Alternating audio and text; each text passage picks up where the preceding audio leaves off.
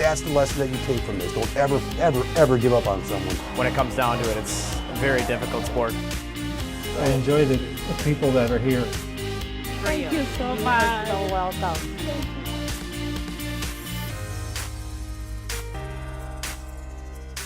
Welcome to Community Closeup. I'm Joe Nelson. Today we meet 4 local authors who share messages of insight, faith, pain, and perseverance.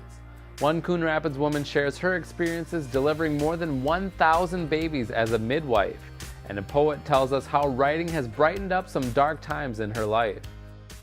But first we welcome back Bukola Oriola, a survivor of human trafficking and domestic abuse. We first met Bukola 2 years ago after she wrote her first book, Imprisoned: The Travails of a Trafficked Victim, where she shared her story of being trafficked and assaulted by her then husband while being kept in isolation. She had a child and later sought help and escaped. She's since started a nonprofit and shares her story around the world in hopes of helping others in similar situations. Her new book, A Living Label, is out now and focuses on her advocacy of other human trafficking survivors, and she's here to talk about it. Bukola, thanks for joining us. Thanks for having me.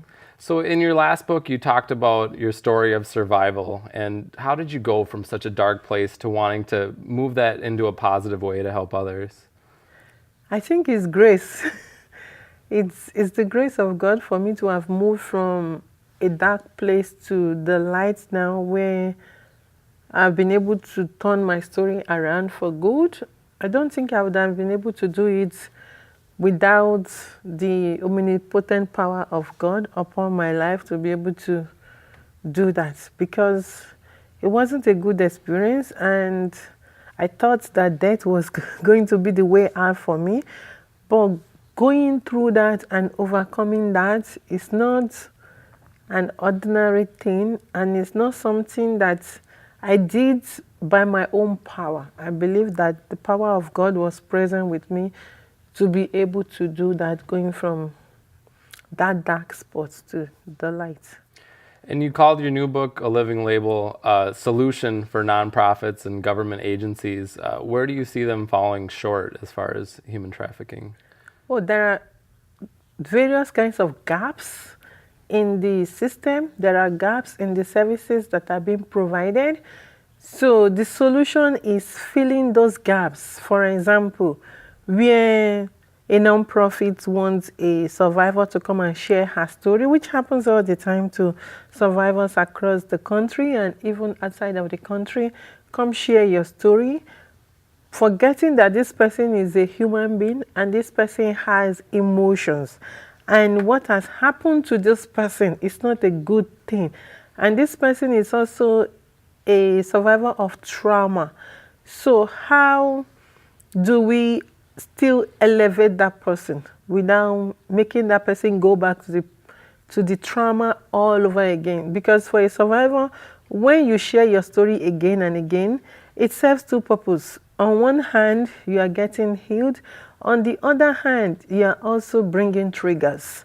So how to help survivors not to keep getting the trigger is to help by empowering survivors. And that is one of the main solutions I've brought to the government and nonprofit and even community members who want to work with survivors. Think for a minute about empowerment and think about how you want to empower a survivor. And one of the main ways is economic empowerment. So, for example, you want this person to come and speak at your event, also provide remuneration for the person's expenses and labor. Okay. And when you speak to groups and tell your story, is it still a painful story to tell? And how do you overcome that pain to deliver a strong message? Yes, it is. And I will say that it's a lifetime pain. It's not a pain that we go. The reason is because I didn't know that it's going to be a lifetime pain for me. And I came to that realization myself last September when I went to Nigeria. And while I was there speaking, I find myself breaking down. And then I said to myself, this is going to be a lifetime pain. I just need to deal with it. And I think that is helpful for me because, you know, thinking about this as something I have to live with the rest of my life helps me to learn how to cope with it. And you're a member of the U.S. Advisory Council on Human Trafficking. How did it feel to join that, and what do you hope to accomplish? I'm humbled and honored to be appointed to be on the council, even to be selected, because, and I talked about it in my new book, I thought it was a scam when I got the email from the White House.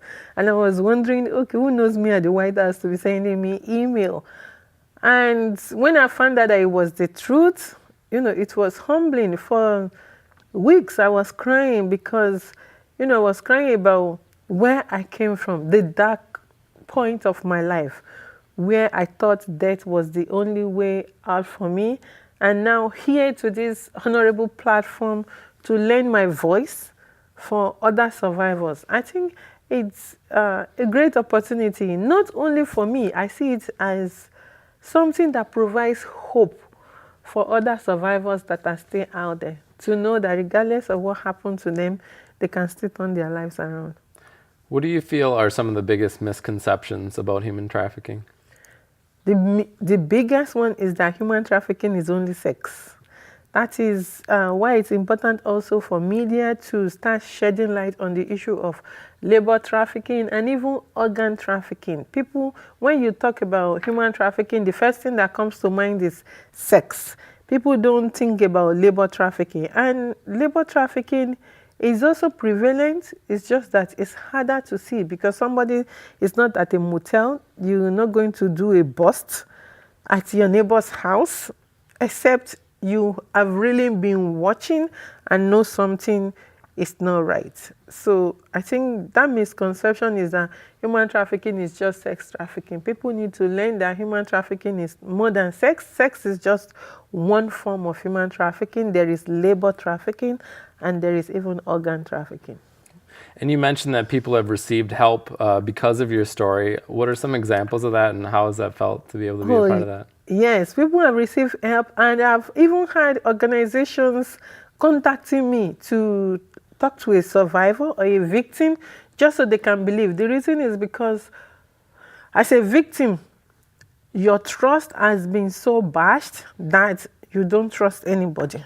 If somebody is even telling you have help for you, you're not going to believe that person, because the person who exploited you in the first place was somebody you trusted.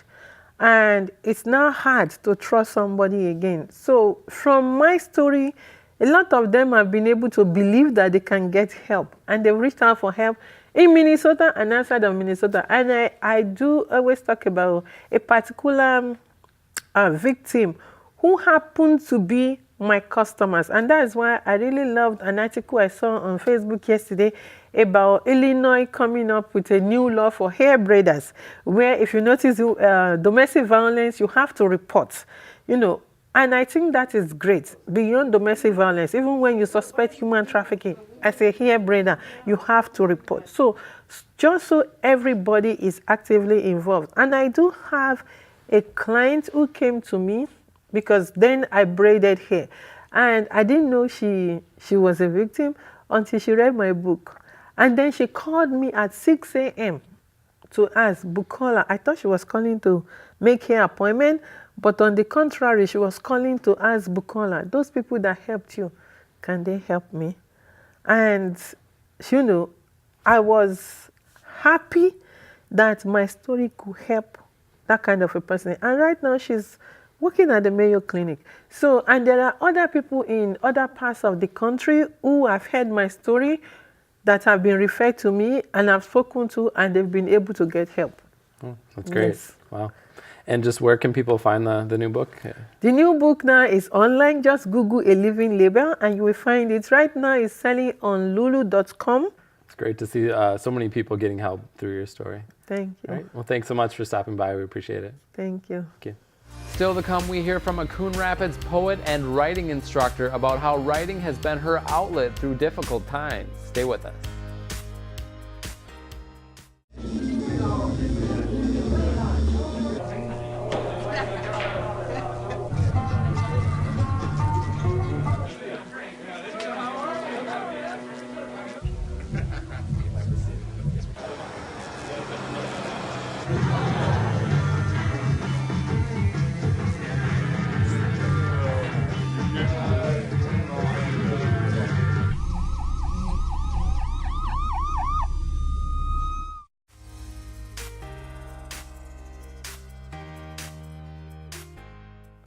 Next, we welcome back Tracy Youngbloom, an award finalist for writing poetry, fiction, and essays.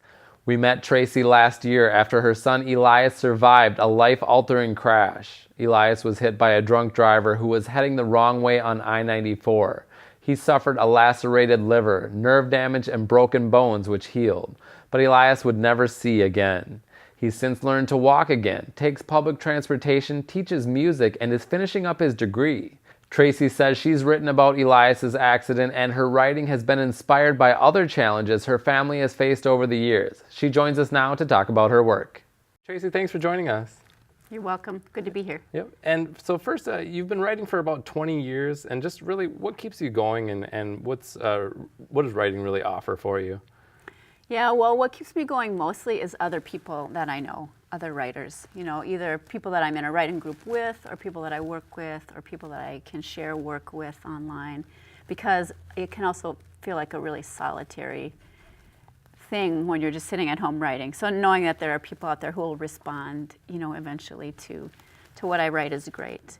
But the other thing is, I mean, I enjoy it. So it's a challenge to me, and it's very rewarding. So it isn't hard for me to anticipate, you know, wanting to keep writing. I also just write a lot of different things. So I always have something going on. I have a lot of variety. So I never feel like I'm, you know, stagnant or, oh, I ran out of ideas. Sure, you can use other themes or different methods. So. Yeah, or different styles, prose or poetry, so yeah. Okay. And some of the common themes I've noticed in some of your poems are animals and nature, observing animals, death, and then life on the farm and family. Just kind of how have those influenced you, and why are they important to you?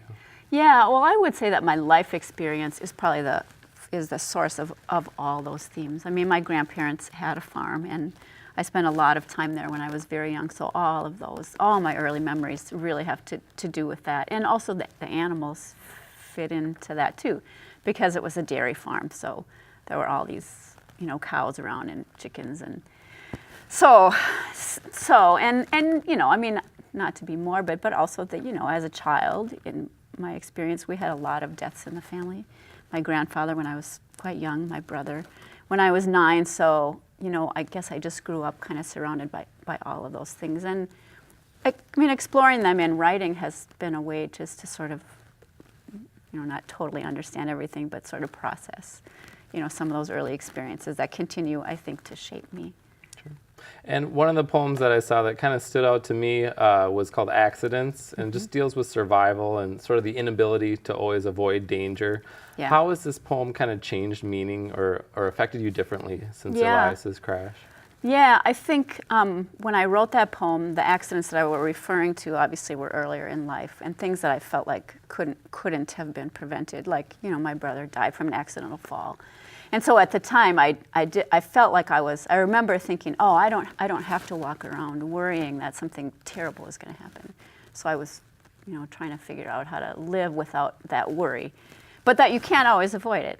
And then after Elias's accident, I mean, to me, it's a different kind of a worry, just because that obviously could have been prevented because it was a drunk driver. So my feelings about that, you know, have been different. In some ways, that was harder for me, you know, and harder to move past it because, you know, I have no control over other people's actions. And that, to me, that's harder to come to grips with, and thinking, oh, life is, you know, sometimes accidents are going to happen.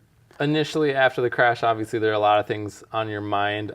When you did kind of remember this poem, what were your thoughts of looking back on that? Well, part of me thought, like, a little bit of dread, like, oh my gosh, like, this is my life. I have to be always experiencing these horrible things. But I got past that, and I just thought, well, it was a really different experience. And in contrast, where we lost my brother, we didn't lose Elias. And so, mixed in with all those other feelings, I was just so grateful. You know, everything doesn't have to end in the worst tragedy imaginable, and I keep that with me now all the time. Another poem that stood out for me was called Tired, which kind of showed an appreciation for nature and the environment over technology. So I was just kind of wondering, what are you hoping that the reader would take away from that poem? Yeah. I'm not trying to make a political statement, but for me, you know, the things that kind of keep me energized and motivated don't have to do with technology. They really do have to do more with connecting with the natural world. And nothing, is more invigorating to me than a good hike, in the woods, and just to observe what's going on in the natural world. That's always been true. And I guess in contrast to technology, I use it, it's a tool, but I have a smartphone and I hardly ever use it. The smartphone cable, like I have it because it's a convenience. So I don't, it's just a really different function in my life. And sometimes, like I think the poem talks about usefulness or alludes to that. I just find the natural world so much more useful in helping me, think as a person and live in the world as a person, other than technology, which, like I just said, is just a tool to me. Sure. And you're also facilitator in an adult writing group. Yeah. How does that work, and what do you try to share and do with that? It's just really been a great experience. So the group came about because I taught a community ed writing class, and these students wanted to keep meeting after the class. And so I said yes, it was great.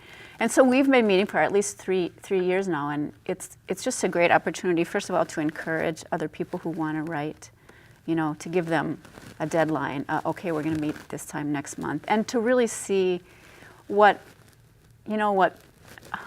people who maybe don't have great aspirations, to be famous writers, what they're writing about, what they're thinking about.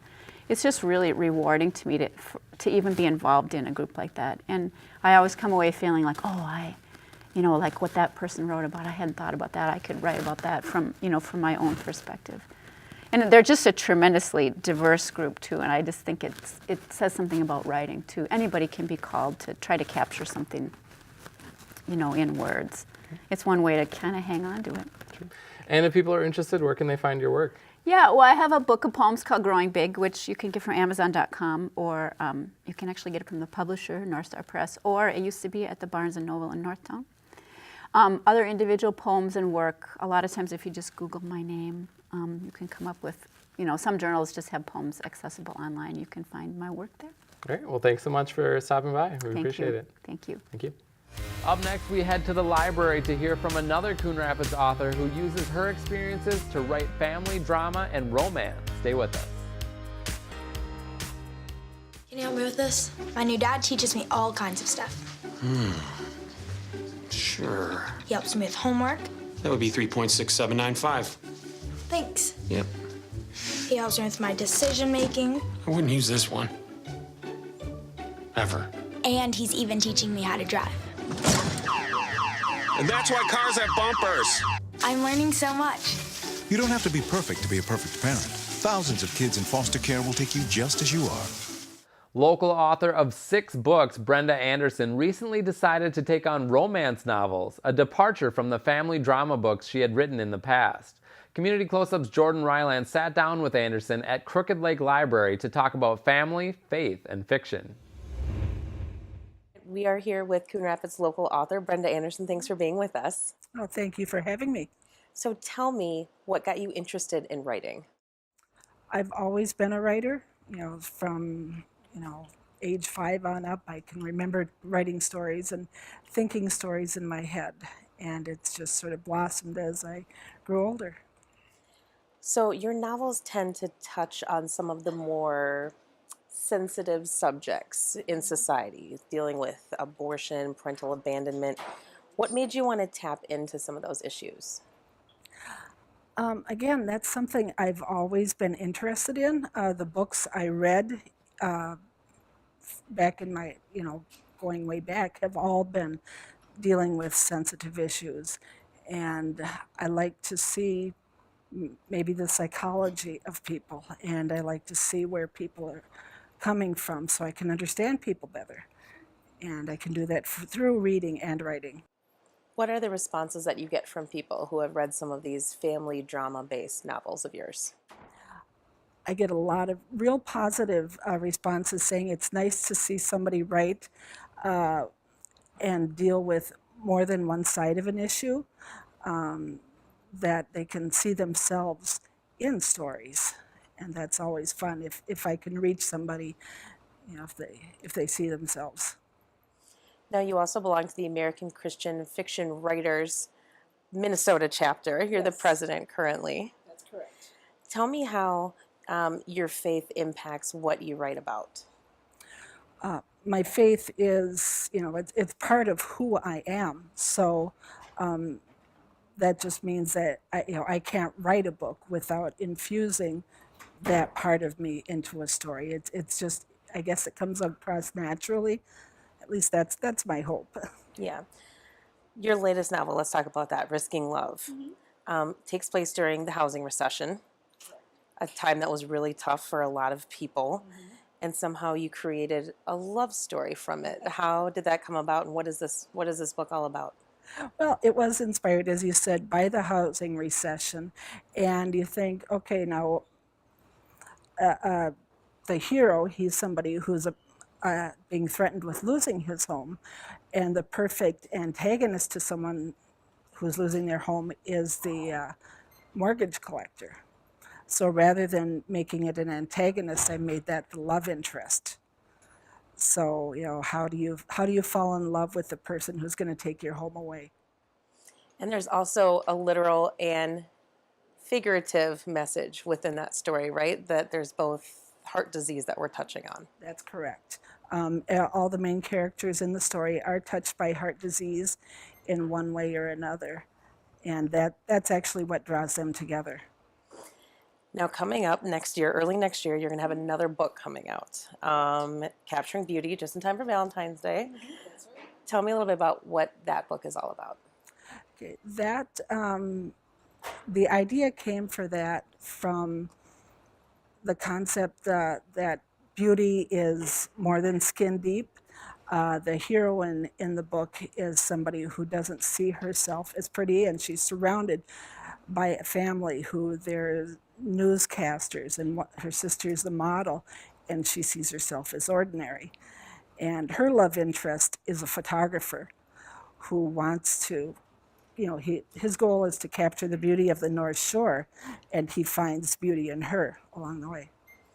So this whole idea of romance novels, it's kind of new for you. It's an untapped genre that you haven't really dove into yet. So any other surprises for readers in the future? Probably not surprises. I will likely, after I'm done with this current series, I'll probably go back to my first series, which I consider contemporary family drama. So I like to deal with issues that are tougher. I just have more passion about that. Wish you all the best in this book that's coming out, Risking Love, Capturing Beauty, and then a third book coming out in May, right? That's correct. Yes, so we'll keep you posted on that. Right. Thank you so much for joining us today. All right, thank you very much for having me. Anderson's next 2 romance novels will be released in 2017. Capturing Beauty comes out in February and Planting Hope in May. Her books can be found on Amazon and BarnesandNoble.com. Still to come, we hear from a midwife who's delivered more than 1,000 babies. Stay with us. Mom, can I have $1? Yeah, it's right. I think my purse is upstairs on the bed. It's not here.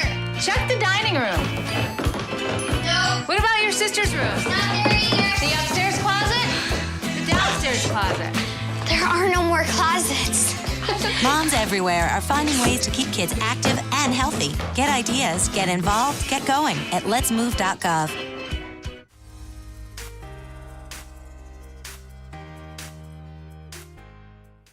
Our final guest is Stephanie Sorensen, a midwife and author of Ma Doula, A Story of Birth. The book shares stories of parents from around the world who escape dangerous places before bringing a new life into the world. She joins us now to tell us more. Stephanie, thanks for joining us. And first, just kind of wondering, what led you to become a midwife?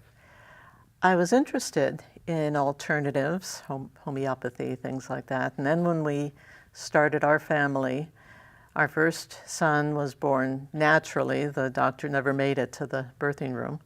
And we went home the same day. And I thought, oh, this is great. We can do this.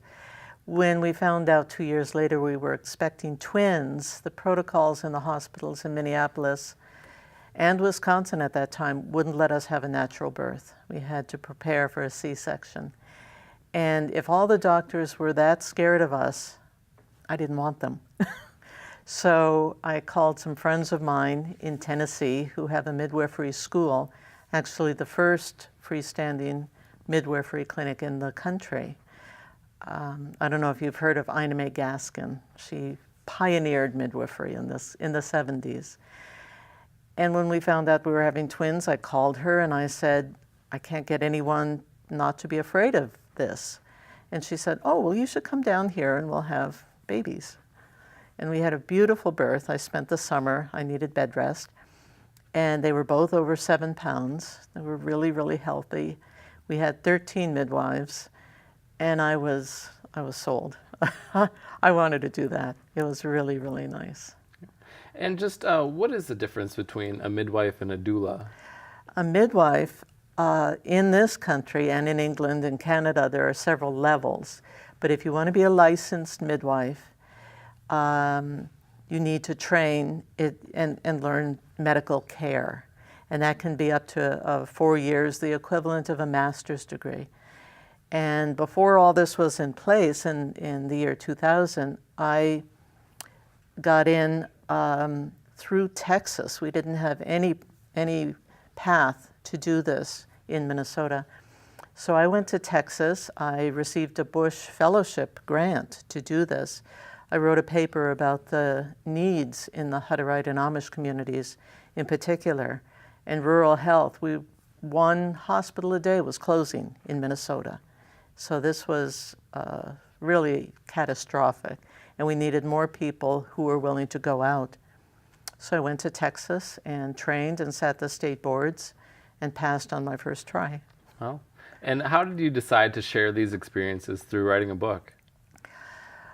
I had worked in the Hmong community. I speak Hmong, and I was very interested in what they were trying to do here, trying to pull their families back together after a terrible war. I got to know them. Some of them were interested in home birth. Others were not good candidates for home birth, so I talked them into a hospital birth that I would accompany them to. And that worked really well for several years. We lived in England, we lived on the East Coast, we've traveled quite a bit. When we came back to Minneapolis, I think it was about 2002, all of a sudden the entire country looked like Mogadishu. And I wanted to know, who are these people and what's going on? So I started working in the Somali neighborhood, and I would receive referrals from the different insurance companies like UCare, asking for additional help for families with high-risk pregnancies.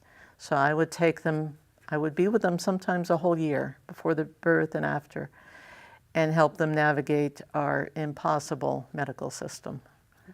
And just what do you hope people take away from this book here? I think the premise for all 4 of my books, the underlying feeling is that it's very, very important to me that we approach other cultures with humility and respect. I think America is on the top of the list for arrogance and not stopping to say, well, what do you think this is? Or how would you handle this? And how can we do this together and make this a good experience for you? And where can people find the book if they're interested? Barnes & Noble carries it, most of the individual stores, and it's on Amazon.